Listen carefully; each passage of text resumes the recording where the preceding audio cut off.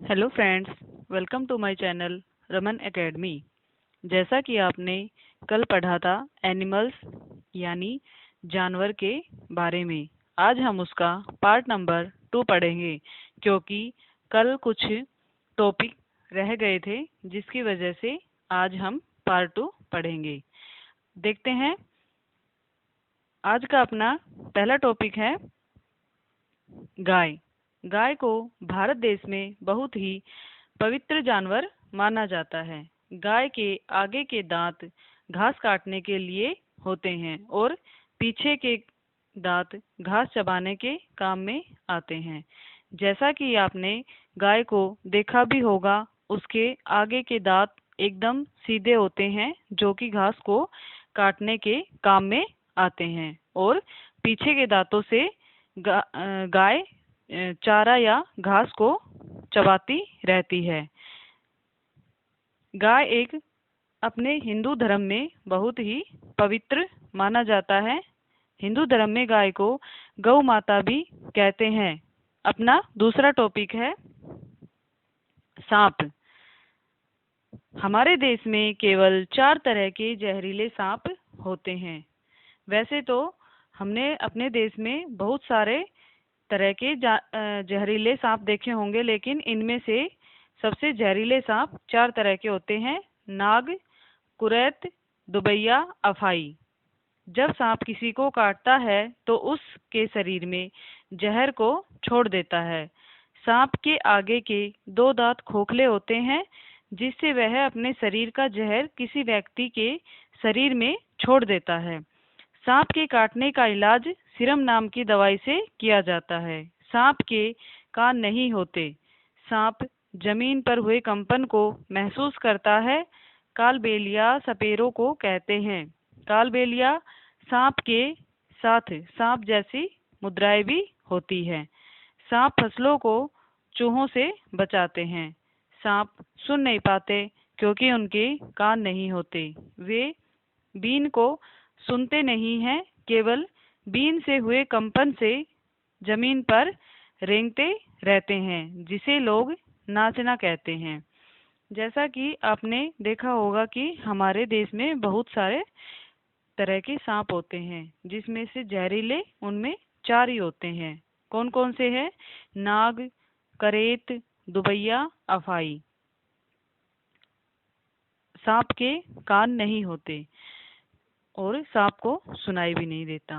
अब जो हमारे गांव में या शहरों में आते हैं, जो सांप का खेल दिखाते हैं, सपेरे आते हैं, वो क्या कहते हैं कि सांप को बीन की आवाज सुनाई देती है। वो हमें उल्लू बनाते हैं क्योंकि सांप के तो कान होते ही नहीं है। और जो सांप होता है वो कंपन होता है जो जमीन पे, उसको महसूस करके और वो अपने शरीर को जमीन पर हिलाता रहता है। सांप के आगे के 2 दांत खोखले होते हैं जो कि वो इंसानों को काटने के बाद अपने खोखले दांतों से उनके शरीर में जहर को छोड़ देता है। सांप के काटने के बाद उसका इलाज सीरम नाम की एक दवाई आती है जिससे किया जाता है। जो भी हॉस्पिटल होते हैं वहाँ पर इस सीरम नाम की दवाई को उपलब्ध करवा दिया जाता है और इससे इसका इलाज किया जाता है। जो सांप का खेल दिखाते हैं सपेरे, उनको कालबेलिया कहा जाता है। कालबेलिया सांप के साथ सांप जैसी मुद्राएं भी होती है। जो कालबेलिया होते हैं उनके पास सांप तो होते ही हैं, लेकिन उनके पास सांप जैसी मुद्राएं भी होती है और वो अपने कोई भी फंक्शन होता है, शादी हो या कुछ और फंक्शन हो, तो वहाँ पे सांपों को अपने फैमिली मेंबर की तरह ही रखते हैं और शादियों में दहेज के रूप में भी सांप को देते हैं। सांप फसलों को चूहों से बचाते हैं। जो सांप होता है वो फसलों में जो चूहे होते हैं जो फसल को काट देते हैं, जमीन को, फसलों को नुकसान पहुंचाते हैं, तो सांप क्या करते हैं, उन चूहों को खा जाते हैं। सांप सुन नहीं पाते। सांप के तो कान होते ही नहीं है, इसलिए वह उसे सुनता भी नहीं है और वो भी इनकी कंपन से शरीर पे, जमीन पे रेंगते रहते हैं। जैसा कि चित्र में दिखा रखा है, देखिए यहाँ पे ये सांप है और इसके ये 2 खोखले दांत हैं जिनसे वो जहर छोड़ता है मनुष्य के शरीर में। सपेरों के जो सोरानाथ हैं, सोरानाथ नाम के एक जो सपेरा है वो सांप पकड़ने के लिए मशहूर हैं। जो कालबेलिया होते हैं वो जहरीले सांप पकड़ लेते हैं और उनमें सोरानाथ नाम का एक जो सपेरा है वो बहुत ही प्रसिद्ध है। आगे है अपना केंचुआ। केंचुए जमीन में छेद कर कर मिट्टी को मुलायम कर देते हैं। जमीन को छेदों से हवा पानी मिल जाता है।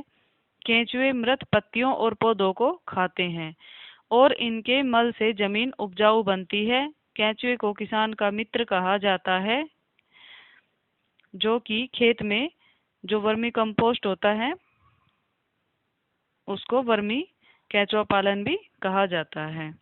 जो जमीन के अंदर केंचुए होते हैं वो क्या करते हैं, वो मिट्टी को भी खाते रहते हैं और जो मृत पौधे या पत्तियां होती हैं जो जमीन के अंदर पड़ी रहती हैं, सड़ जाती हैं, उनको खाते हैं और जो वो अपने शरीर से बाहर निकालते हैं वो क्या होता है, वो जमीन के लिए उपजाऊ होता है, जो कि वर्मी कंपोस्ट होता है।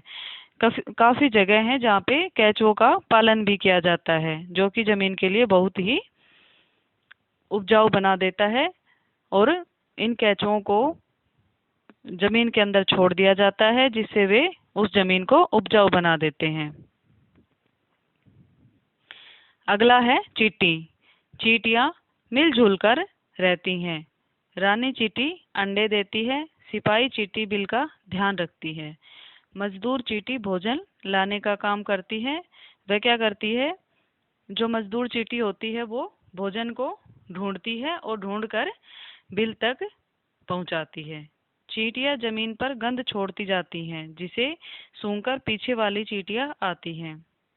कई बार आपने देखा होगा कि एक चींटी जहाँ से जा रही है सारी चींटियां लाइन में उसी के पीछे पीछे जाती हैं, क्योंकि वह क्या करती है, जो एक चींटी होती है, पहरेदार चींटी होती है, वो अपनी गंध छोड़ती है जिसको सूंघ सूंघ कर वो जो पीछे वाली चींटियां होती हैं वो आती रहती हैं और अपने साथी की गंध को पहचान लेती हैं, जिसके कारण वो एक साथ लाइन में उनके पीछे पीछे चलती रहती हैं। चींटियां खाने की चीजों को अपने बिल में जमा करती हैं। कई बार आपने देखा होगा कि कई जगह पे जैसे कोई मीठा पड़ा हो या अनाज वगैरह पड़ा हो तो उसको उठाकर ले जाती रहती हैं सारी जो मजदूर चींटियां होती हैं, और वो क्या करती हैं, अपने बिल में ले जाके उसको जमा कर देती हैं, जिससे जो रानी चींटी होती है और सिपाही चींटियां होती हैं वो उनको खाती हैं और उस बिल का ध्यान रखती हैं। चींटियां अपने वजन से भी ज्यादा भारी चीजों को उठा लेती हैं। जो चींटियां होती हैं उनमें तो कुछ भी वजन नहीं होता, आपने देखा होगा बिल्कुल छोटी छोटी होती हैं चींटियां, उनमें कोई भी वजन नहीं होता, लेकिन वो अपने भार से भी ज्यादा भारी चीजों को उठाकर अपने बिल तक ले जाती हैं। इस तरह से चींटियां मिलजुल कर रहती हैं।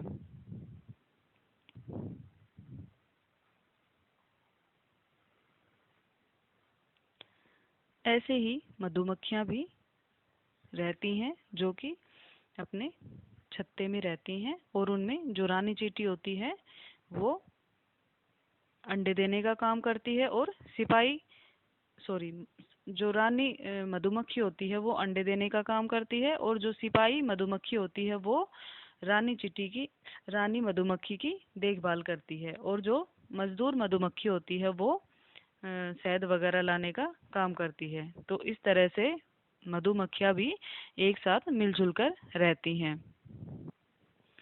अगला टॉपिक है सामाजिक कीट, जो कि एनसीएफ 2005 में दर्शाया हुआ है, जिसमें एक टॉपिक है सामाजिक कीट के नाम से।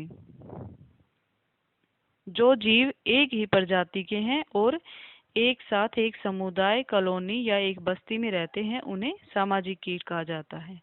जैसे कि दीमक, ततैया, मधुमक्खी और चींटियां। जैसे मनुष्य एक समाज में मिलजुल कर एक समुदाय में रहता है, वैसे ही यह जीव भी एक समुदाय में या एक कॉलोनी में रहते हैं, इसलिए इन्हें एक सामाजिक कीट कहा जाता है। जिनमें आपने देखा होगा आपके घरों में भी रहते हैं ये दीमक, ततैया, मधुमक्खी और चींटियां। आगे है मच्छर। यह हमारे शरीर की गंध और गर्मी से पहचान लेते हैं। मच्छर पानी में अंडे देते हैं। डेंगू, मलेरिया, चिकनगुनिया बीमारी मच्छरों के द्वारा फैलती है। मक्खी से डायरिया, टाइफाइड, हैजा आदि बीमारियां होती हैं।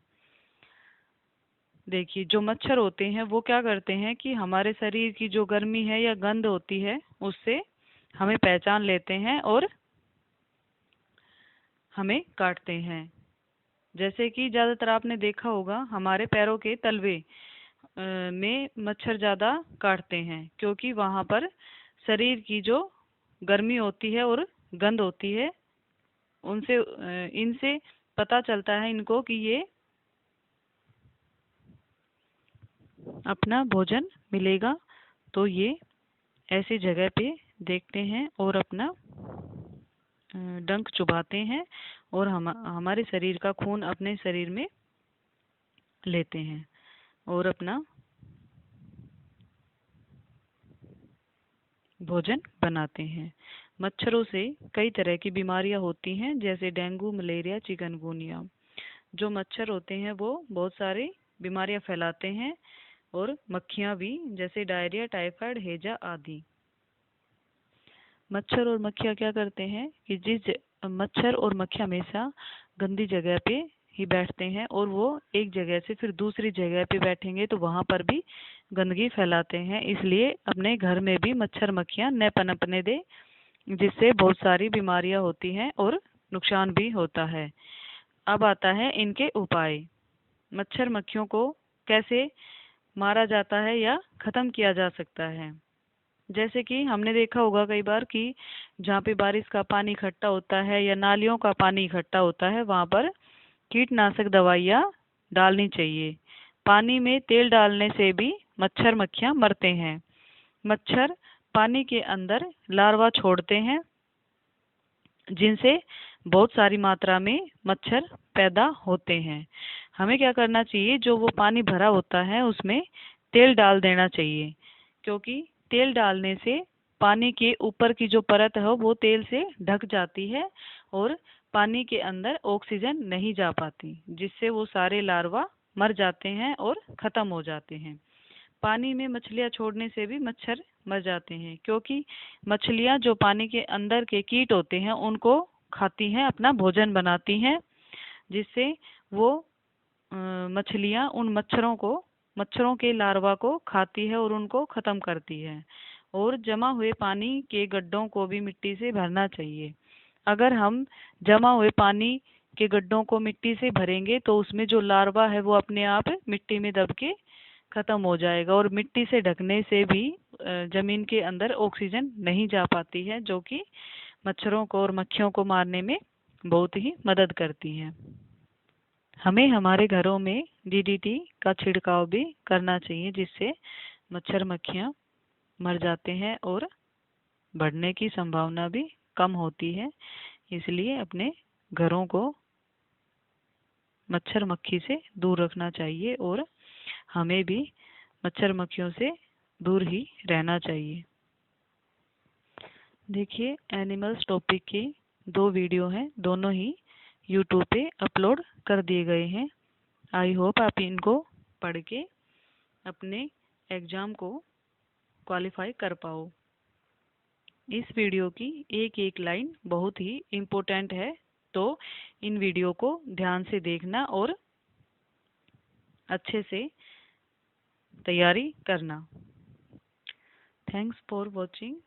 वीडियो अच्छा लगे तो लाइक, शेयर एंड सब्सक्राइब करें।